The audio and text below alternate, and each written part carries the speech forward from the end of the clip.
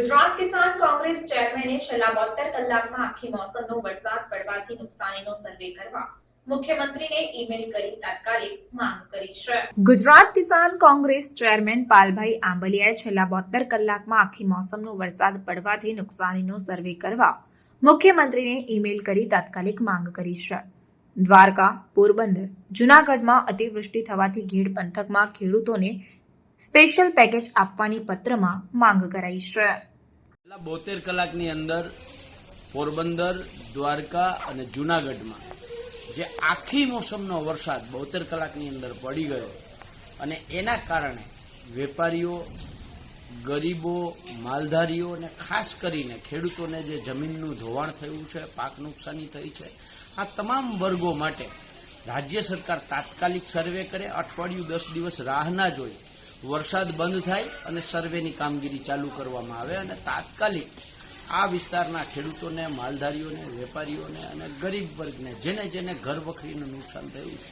એવા તમામ લોકોને સ્પેશિયલ પેકેજ આપવામાં આવે, વળતર આપવામાં આવે અને ખાસ જૂનાગઢ જિલ્લાના, પોરબંદર જિલ્લાના 5 તાલુકાના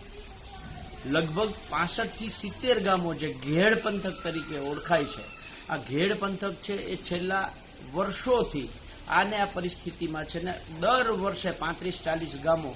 ડૂબમાં હોય છે, 35-40 ગામો સંપર્ક વિહોણા હોય છે, ટાપુમાં ફેરવાય છે અને એક બાજુ આપણે વિશ્વગુરુના સપના બતાવીએ છીએ, બીજી બાજુ ડબલ એન્જિન સરકારની વાતો કરીએ છીએ અને ત્રીજી બાજુ ગુજરાત મોડેલના આખા દેશમાં ભરપૂર વખાણ કરીએ છીએ। ત્યારે સવાલ એ છે કે આ 45 ગામો દર વર્ષે સંપર્ક વિહોણા થાય છે અને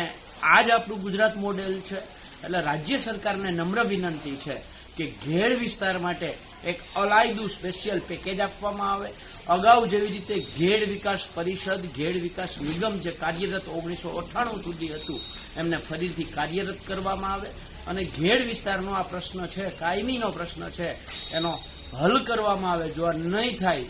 તો આ ઘેડ વિસ્તારના ગામોના ખેડૂતોને સાથે લઈ અને આવનારા દિવસોમાં